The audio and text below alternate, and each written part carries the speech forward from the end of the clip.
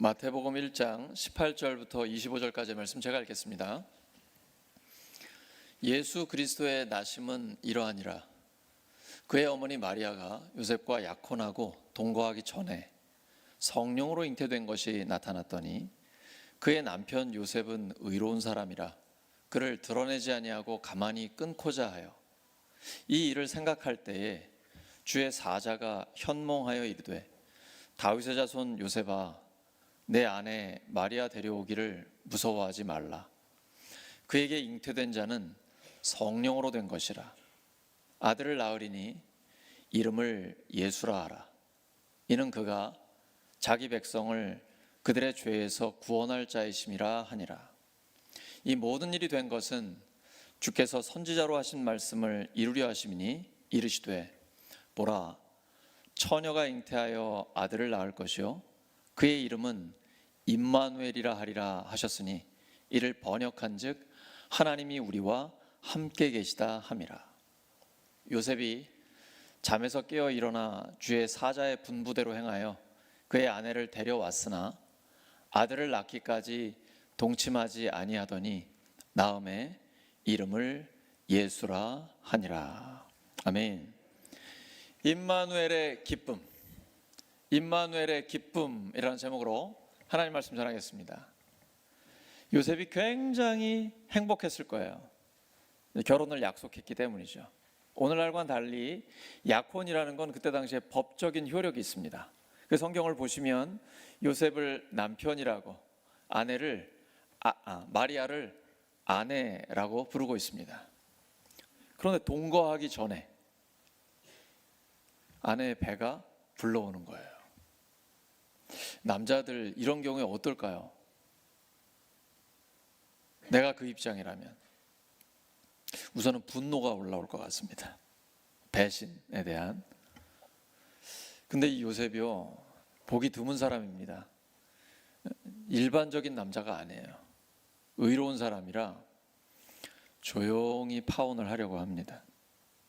왜냐하면 이 사실이 알려지면 마리아는 돌에 맞아 죽거든요. 그래서 밤에 잠도 안 올 겁니다. 근데 어떻게 잠을 잤는지 꿈에 깜빡했겠죠. 그때 천사가 그에게 얘기를 합니다. 요셉아, 내 아내 마리아 데려오는 걸 두려워하지 마라. 성령으로 잉태된 거야. 그 말이 더 두려워요. 더 무서울 것 같아요. 하나님은 지금 천사를 통해 요셉에게 말씀을 주신 겁니다. 하나님의 말씀을 들으면 확신이 옵니다. 하나님의 사람은 하나님의 음성을 들을 줄 압니다. 아무나 하나님의 음성을 들을 수 있는 게 아니에요. 하나님의 자녀에게는 하나님 아버지의 음성이 선명하게 들립니다. 자녀들은 부모의 음성을 들어요. 또 부모는 자녀의 음성을 잘 듣습니다. 며칠 전에 지 목사님이 밥 먹으면서 저한테 영상을 보여주는 거예요. 자기 아들 현우하고 대화한 이야기입니다. 지 목사님이 아들 현우한테 전화를 해가지고 현우야 나 오늘 집에 빨리 갈 거야. 오메 뭐시오? 현우가 그러는 거예요. 그리고 나서는 이제 아빠가 평소보다 너무 빨리 온다는 거니까 깜짝 놀라가지고 오메 뭐시오 그래요. 그리고 나선 둘이서 막 대화를 하는데 솔직히 저는 못 알아듣겠더라고요. 근데 지 목사님이 다 통역을 해줬어요. 아빠는 아들의 소리가 들리는 거죠. 아들도 아빠의 말을 알아듣는 거죠. 신앙생활이 이와 같습니다. 하나님의 자녀는 하나님의 음성이 들려요. 그래서 요셉은 자기의 아내가 자기와 동거하기 전에 배가 불러오는데 성령으로 잉태됐다는 걸 믿게 된 거예요. 그래서 아내를 데려올 수 있었던 겁니다. 말씀대로 순종했을 때 정말 마리아는 예수님을 출산하게 되고 그 예수님이 우리의 모든 죄를 위해 십자가에 죽으시고 부활하셔서 우리의 모든 죄를 씻어주셨습니다. 새 가족들에게 한번 질문을 드리겠습니다. 이게 말이 됩니까? 동정녀라는 거는 이게 아이 동자예요. 한 14살에서 16살 사이에 가장 예쁠 나이에 10대 소녀입니다. 근데 고대 사회는 이때 결혼을 하거든요. 그리고 정자는 수처녀라는 얘기예요. 남자를 전혀 모른다. 관계를 해본 적이 없는 여자예요. 근데 동정녀가 아이를 가질 수가 있습니까? 새 가족들 이거 믿을 수 있어요? 근데 우리는 예배 드릴 때마다 예수님이 동정녀 마리아에게 성령으로 잉태됐다는 걸 믿음으로 고백합니다.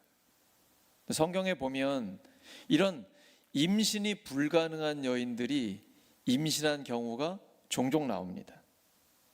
아브라함의 아내 사라, 나이 90에 아이를 낳게 된다는 하나님의 말씀을 들었습니다. 89세 때. 자, 권사님들 이런 하나님의 말씀을 들으면 여러분 어떠시겠어요? 어이가 없죠? 사라가 웃었습니다. 그랬더니 하나님께서 사라야, 너 왜 내 말 듣고 웃니? 안 웃었어요. 너 웃었잖아. 하나님께 불가능한 일이 있겠냐? 1년 뒤에 진짜 이삭을 낳았어요. 그리고 아들 이름을 웃음이라고 지었습니다. 마노스의 아내는 어때요? 불임 여성이었습니다. 근데 하나님이 말씀을 주셨어요. 너에게 아들이 있을 것이다. 정말 말씀대로 아들을 낳았는데 삼손입니다.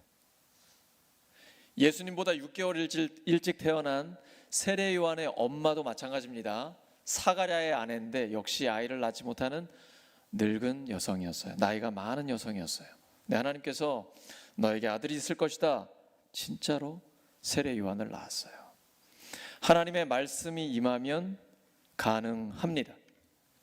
성경 전체를 볼 때 딱 두 가지만 믿으면 모든 걸 다 믿을 수 있습니다.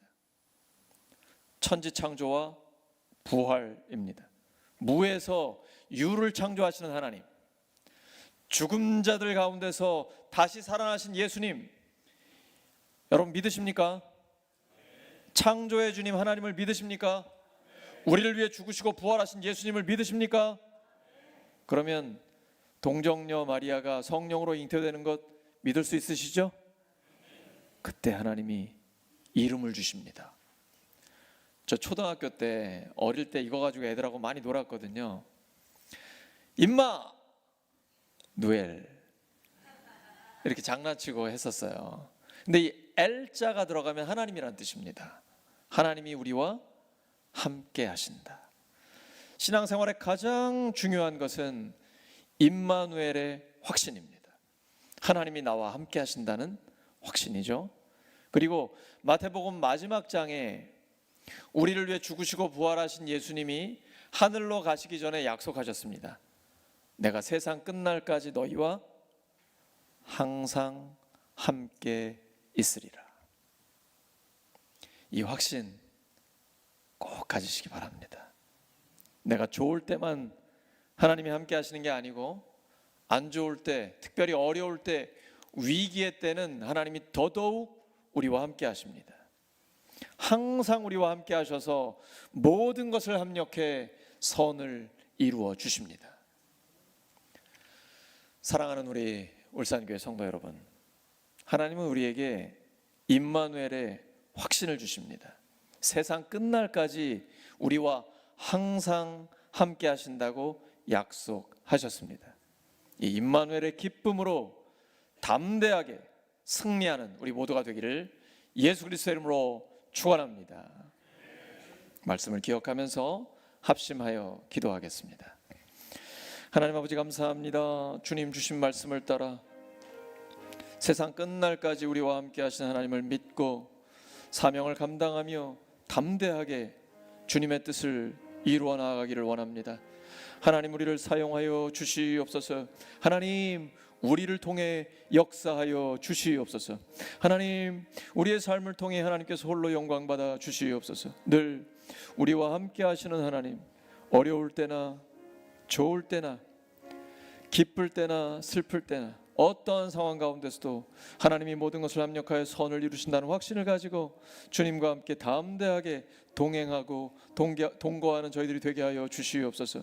함께 하시는 하나님께서 우리의 삶 가운데 놀랍게 역사하여 주시옵소서. 주님 감사합니다. 사랑합니다. 주님을 찬양합니다.